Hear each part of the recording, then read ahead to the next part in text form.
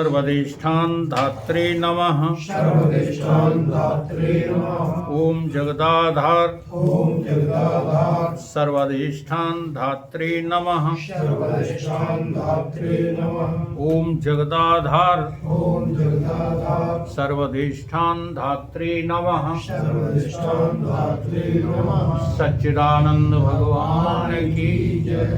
सत्य सनातन धर्म की जय। सतगुरुदेव भगवान की अष्टावक्र गीता पहला प्रकरण श्लोक नंबर 12।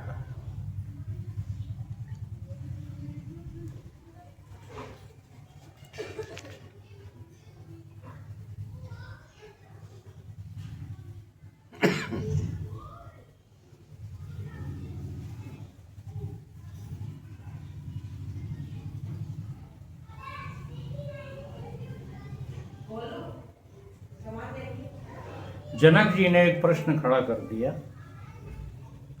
जनक जी कहते हैं कि जीव आत्मा को जो बंधन और मोक्ष है, बंधे हुए हैं, उनको मुक्त होना है। और ये दोनों जो हैं यदि बंध मोक्ष हैं, तो ये वास्तविक हैं कि अवास्तविक हैं? ये प्रश्न खड़ा कर दिया। तो इसके उत्तर में अष्टावक्र जी कहते हैं कि आत्मा साक्षी विभुपूर्ण एको मुक्त चिद अक्रिय असंगो निष्प्रह शांतो भ्रमात संसार वान इव। कहते हैं आत्मा कैसी है। अब आत्मा का अर्थ यानी तुम कैसे हो, इसी विषय में जो है समझते हुए चलो। न तुम किसान हो, न तुम फौजी हो, न तुम शिक्षक हो। ये तो बहुत बाहर की उपाधियां हैं, ये कार्य उपाधियां हैं। कारण भी उपाधि तुम नहीं हो। जैसे ईमानदारी से बताओ, शिक्षक तुम पहले थे कि पहले आदमी थे? पहले तो आदमी थे कि नहीं? तो आदमी का कार्य है शिक्षकपना, आदमी का कार्य है फौजीपना, आदमी का ही कार्य तो है। अब उस कार्य की उपाधि में इतने विध चुके हो, हर जगह लागू हो रही है। आदमी का कार्य है धन कमाना और धन को गंवाना। धन कमा लिया तो तुम आदमी से क्या घोड़े बन गए, और धन गंवा दिया तो का आदमी से तुम जो है छछूंदर बन गए? नहीं। लेकिन एक वासना भर जाती है मेरे अंदर, मैं ये हूं, कि न जाने कितने अभिमान।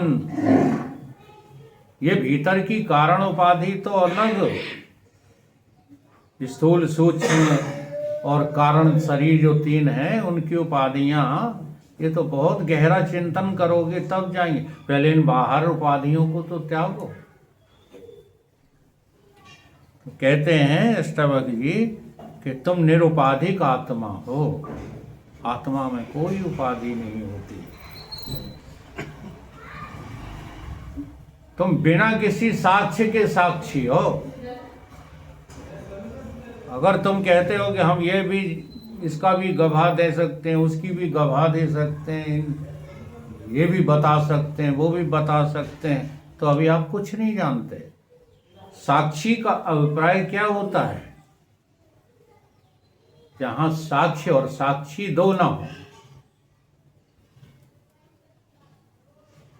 इसको जो है विचार सागर में कहा, एक साथ भास हो साक्षी और आभास। हम इस विषय को लेकर के जो है हम बहुत लापरवाह हैं, बहुत असावधान हैं। नींद भगवान ने तुमको इसीलिए दी है। नींद सोने के लिए नहीं दी है। नींद इस बात को समझने के लिए दी है कि कहीं संसार में कुछ भी है ही नहीं। विभु माने व्यापक।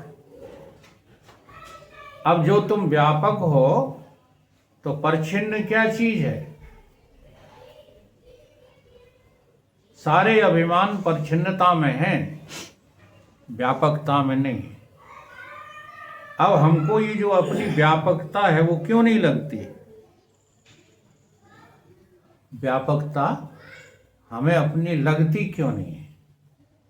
केवल परिच्छिन्नता के अभिमान के कारण नहीं लगती। एक बहुत अच्छा दृष्टांत है जो आप लोगों को रटा पड़ा है।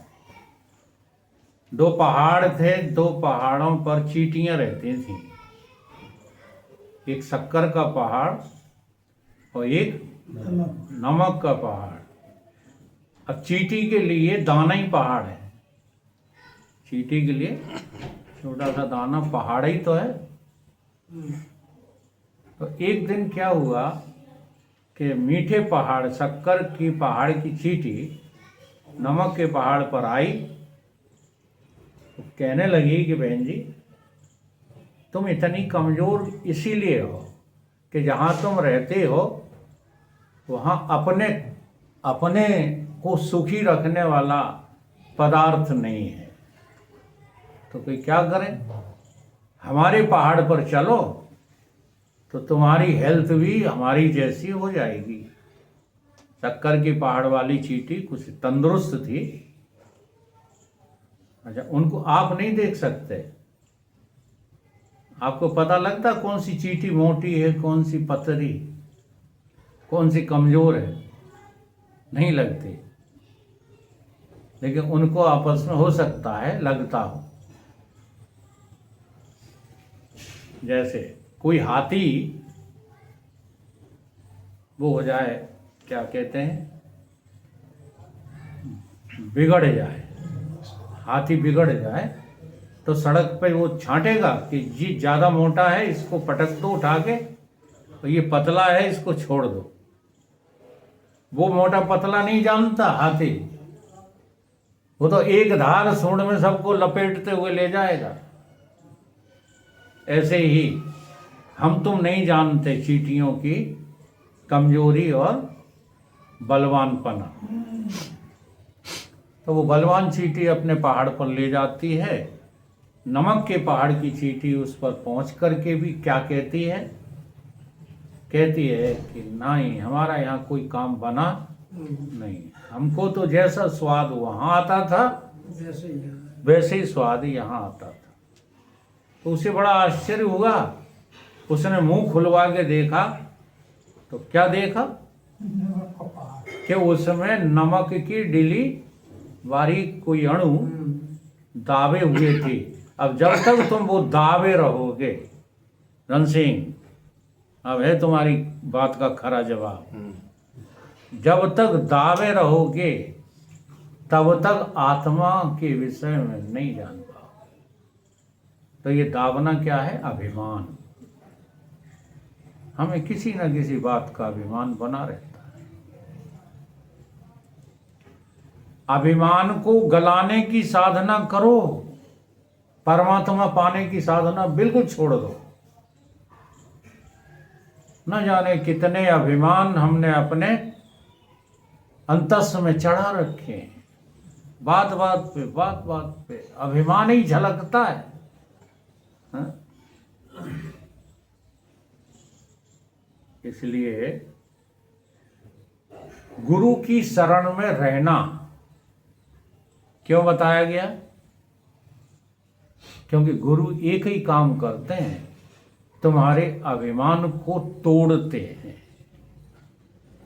ठीक है, तो थोड़ा सा हमारी गलती तो है कि हम गुरु अपने को समझने लगते हैं। ये हमारी बहुत बड़ी गलती है।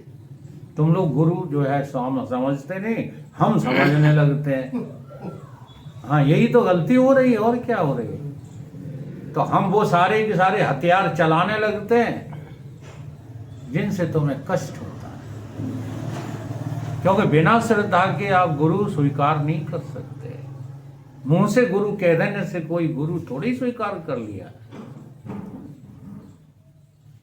गुरु कभी कभी जो है ऐसी बात करते हैं जो शिष्य को बिल्कुल बेतुकी लगती, बिल्कुल। जैसे गुरु जी थे, उनका उदाहरण दिए देते हैं जो सर्वमान्य उदाहरण है गुरु नानक देव का। गुरु नानक देव ने अपने लड़के से और एक अपने शिष्य से कहा कि चबूतरा बनाओ। सारा दिन चबूतरा बनाने में लग गया, एक एक चबूतरा बनाने को दे दिया। शाम को बोले कि इन्हें तोड़ डाल। अब वो दोनों ने तोड़ दिया। सवेरा हुआ फिर कहने लगे बनाओ, फिर बनाने लगे। अब लड़का जो था, जो अपने उनको गुरु नानक देव को अपना पिता समझता था, तो कहने लगा अपनी माता जी से जाकर के कि पिताजी का दिमाग खराब हो गया, अभी कल बनवाया ही था, तोड़वाया था, आज फिर बनवाने लगे।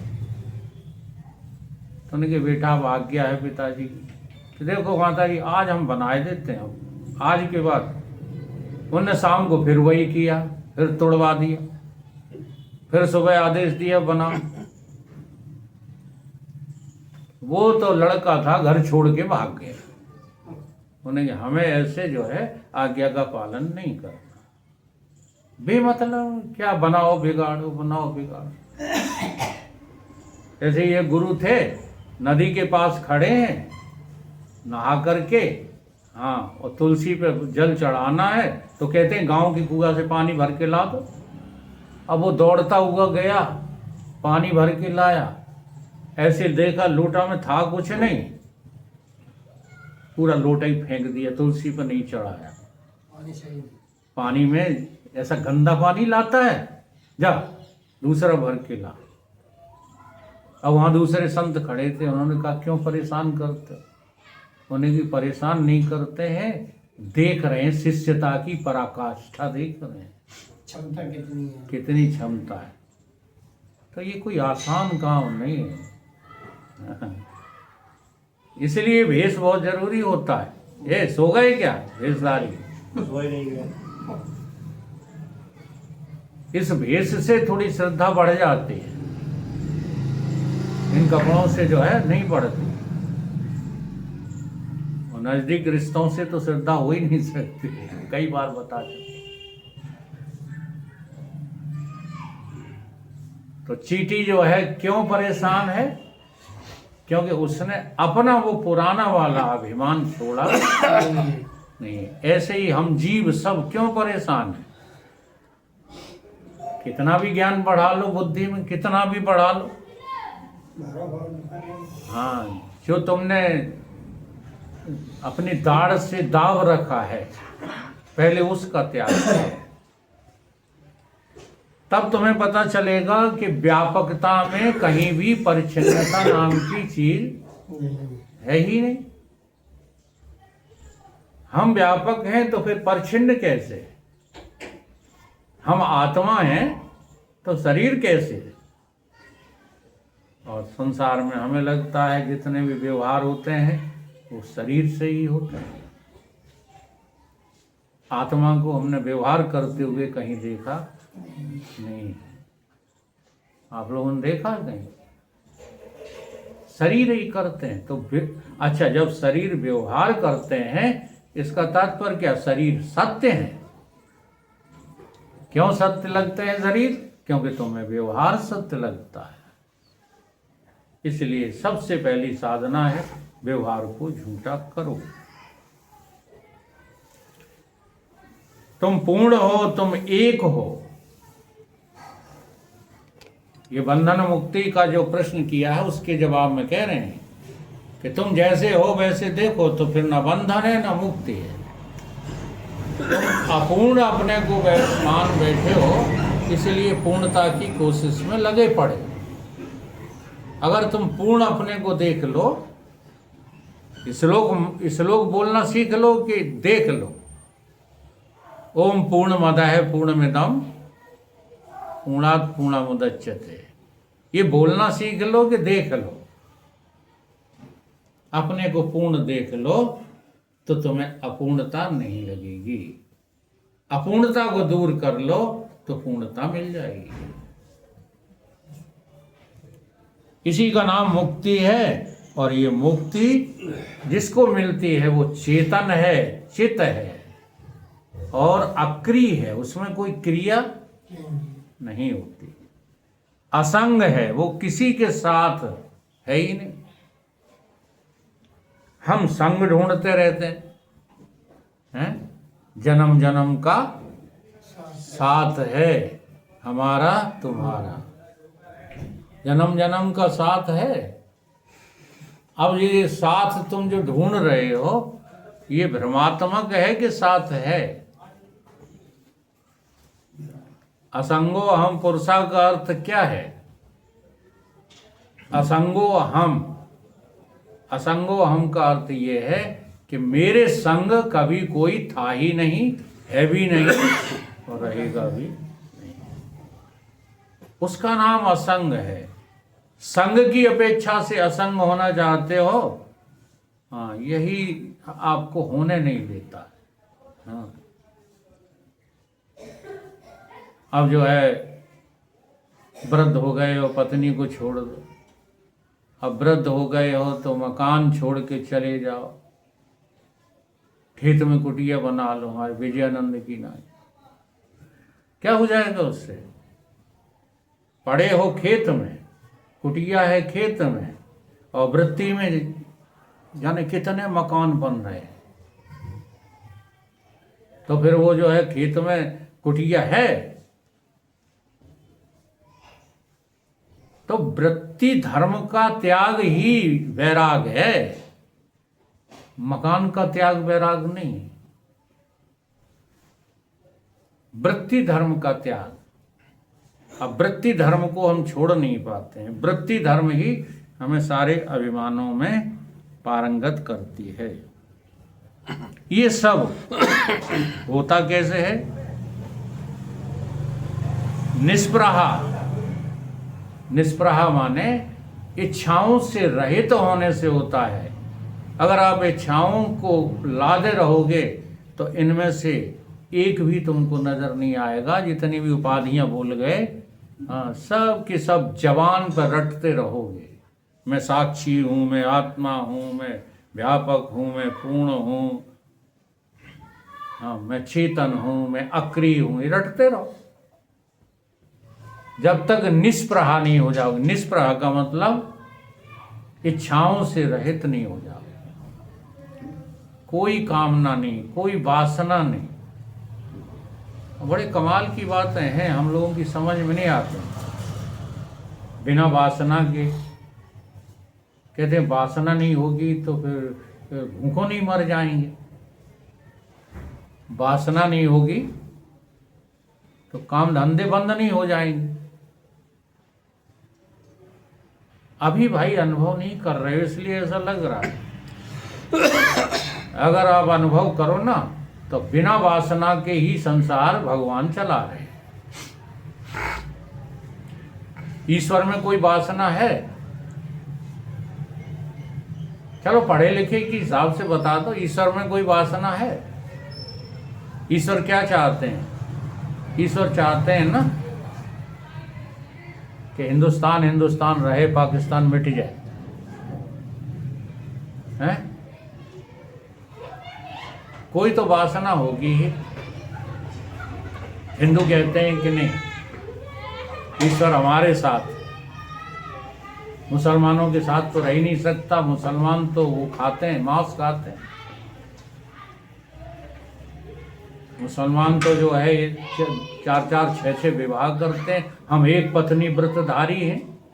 ईश्वर तो हम लोगों की जो है इच्छा करता है कैसे लोग बढ़ जाएं। तो नहीं, ईश्वर टोटली वासनाओं से रहित है और फिर भी सारे संसार का पालन करता है। कमाल है, सारे संसार का पालन करता है और इच्छा कुछ भी नहीं है। वासना इच्छा है, है ही नहीं। पालने वालने की इच्छा नहीं है फिर भी पालता है, सृजन करने की कोई इच्छा नहीं है फिर भी सृजन किया, संसार देव कितना बड़ा बना दिया। तो संहार करने की इच्छा नहीं है फिर भी बसें की बसें एकदम ले जाता है, ट्रेनों की ट्रेनें एकदम ले जाता है, हजारों करोड़ों की संख्या। जैसे कहीं चींटी रेंग रही हो, तुम एक बाल्टी पानी डाल दो हैं, तो वो चींटी कहेंगी कि ये मनुष्य रूपी ईश्वर बड़ा खतरनाक है। ऐसे ईश्वर की इच्छा है कि संसार सब खत्म हो जाए? नहीं, ईश्वर में कोई इच्छा नहीं है। बस यही फर्क है सच्चे सत्संग में।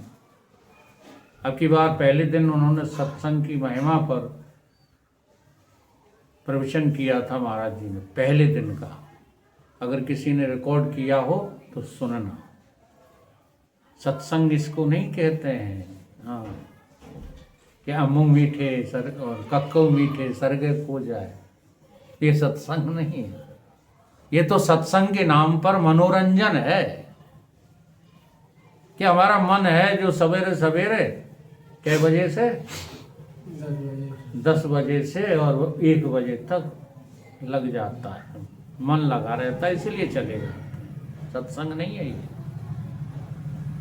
इसको सत्संग मत समझ बैठना।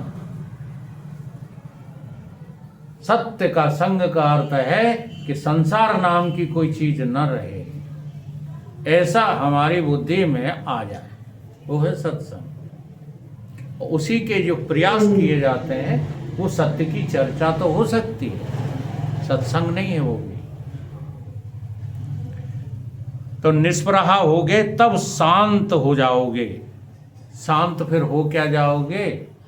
फिर अशांति नाम की चीज आत्मा में है ही नहीं।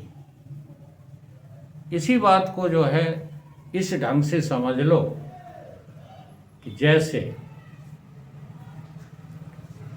रस्सी में सर्प तुमको भासता है, रस्सी में सर्प भासता है। कब भासता है? जब रस्सी नहीं दिखती। कि रस्सी दिखती है? अच्छा, थोड़ी थोड़ी दिखती है। ध्यान दो। रस्सी दिख जाए तो सब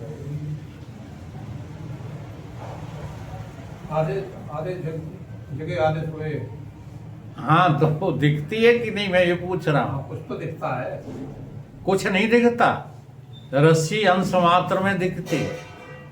नहीं तो हम वहां पर एक डोरा डाल देते हैं पतला सा, उसको नहीं दिखी। तो उसमें सर्प दिखेगा? नहीं, हाँ, इसीलिए तो कह रहे हैं कुछ दिखता तो है। कुछ दिखती है रस्सी, कुछ नहीं दिखता। ये तुम गलत बोल रहे हो ना कि कुछ दिखता है, कुछ नहीं दिखता। रस्सी ही दिखती है। अगर रस्सी ना होती श्रीमान जी तो सर्प का भ्रम हो ही नहीं सकता। नहीं होता। बात ये समझनी है। तो रस्सी में सांप क्यों दिखा? क्योंकि तुम्हें कुछ रस्सी दिखी, कुछ रस्सी नहीं दिखी।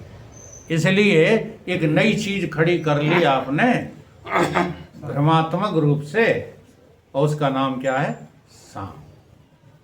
तो रस्सी में सांप का भ्रम एक शब्द, और दूसरा जो है आत्मा में, या चलो आत्मा अभी नहीं लेते हैं, सोने में जेवर का विभ्रम, एक शब्द और जोड़ दिया। हाँ, ये बहुत बारीकी आपको समझाना चाहते हैं कि भ्रम में और विभ्रम में क्या फर्क है। विभ्रम हुआ है आपको एक बार, जब से सृष्टि बनी है तब से विभ्रमित हैं। ये शब्द आपने वेदांत में सुना है कि नहीं? विभ्रमित हो गए, है ना? अच्छा वाला भ्रम है? अच्छा वाला भ्रम। हाँ, अच्छा वाला कह लो या एक बार वाला। और भ्रमित तो आप रोज होते। रस्सी में सांप का भ्रम हो जाता है, डूण में भूत का हो जाता है, पानी में लहर का हो जाता है, पानी में बर्फ का हो जाता है, लड़की में लड़की का हो जाता है, लड़की में लड़के का हो जाता है, साधु में औरत का हो जाता है, औरत में साधु का हो जाता है। हाँ? एक बार जो है एक औरत चली आ रही भगवा साड़ी पहने, वो हमने पूरी तैयारी कर ली थी कि जब ये नज़दीक आ जाएंगे महाराज जी तो हम इनको शिवोहम करेंगे। और जैसे ही नज़दीक आई तो वो औरत निकल पड़ी, साधु नहीं था। तो औरत में साधु का भ्रम हो गया कि नहीं? ऐसे ही रोजाना होता रहता है। ये जितने भी संसार में तुम काम कर रहे हो सब भ्रम से कर रहे हो। हाँ, क्यों? क्योंकि एक बार आप विभ्रमित हो चुके। सम्मोहात स्मृति विभ्रमा। हाँ, विभ्रमा। ये विभ्रमा शब्द जो है शास्त्रिक शब्द है, एक ही बार आपको हुआ है। अब उसका जो है सीधा सीधा सा उदाहरण यही है कि जड़ वस्तुओं में भ्रम होता है और चेतन में हो गए हो आप विभ्रमित। फिर से श्लोक बोलो। ध्यायते विषयान पुंसा संगत्य सुपजायते। हाँ, संगात सज्जायते कामा कामात क्रोधा अभिजायते क्रोधात भवति सम्मोहा सम्मोहात स्मृति विभ्रमा। स्मृति विभ्रमा। आपकी स्मृति विभ्रमित कब से हो गई? जब से सृष्टि बनी है। थे तो आप ब्रह्म, हो कौन गए? जीव हो गए, विभ्रमित हो गए। अब इसी के लिए विचार सागर ने समझाया, जड़ वस्तु में भ्रम और चेतन में विभ्रम। तो विचार सागर में एक दोहा आया है, अधिष्ठान जड़ वस्तु जहां है ताते दृष्टा भिन्न वहां। ये तो भ्रम है। भ्रम जब पैदा होता है तो तीसरा व्यक्ति सिद्ध करता है उस भ्रम को। ठीक है, दोनों में नहीं। जैसे रस्सी में ढूंढ में भूत, तो कभी भी ढूंढ ये सिद्ध नहीं कर सकता कि भूत है या नहीं है। कौन सिद्ध करेगा? इंसान सिद्ध करेगा। जब वो नजदीक पहुंचेगा तब कहेगा, अरे राम राम, हम समझे थे कि भूत है, ये तो ढूंढ निकला। तो क्या अर्थ हुआ इसका? अधिष्ठान और अधिष्ठेय है। जब अधिष्ठेय में अधिष्ठान कल्पित होता है, वहां जड़ वस्तु में भ्रम पैदा हो जाता है।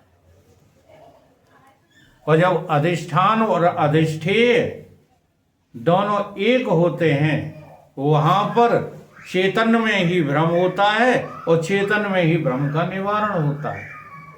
बस यही फर्क हमको ठीक से समझ में नहीं आता, इसलिए हम लोग वेदांत रट तो लेते हैं, अपने में उतारते कभी नहीं। ये रस्सी में सांप 3 कालों में है नहीं, ये रट रट के कातेरा के हो जाओगे। तो समझना क्या है? समझना है अधिष्ठान और अधिष्ठेय में अभेदता। जहां हो चेतन आधारा। हाँ, इस सूत्र को काफी बार बोल रहे हैं, वो शायद समझ में आने में बड़ा तकलीफ है। अधिष्ठान जड़ वस्तु जहां है ताते दृष्टा भिन्न वहां है, और जहां होए चेतन आधारा तहां न होवे दृश्य दृष्टा न्यारा। दृश्य पता चलता है, दृश्य तुम ही हो और दृष्टा भी तुम ही हो। दृष्टा और दृश्य दो हैं ही नहीं। तुम्ही को जब जो है विभ्रमात हो गए तो क्या लगने लगा? बुद्धि नाश हो गई। क्या लगने लगा? संसार है, संसार है। अब इसी संसार में तमाम चीजें है पना में बदल गई। इसलिए हमको ज्ञान के द्वारा अपना विभ्रम दूर करना है, और भ्रम होते रह। जैसे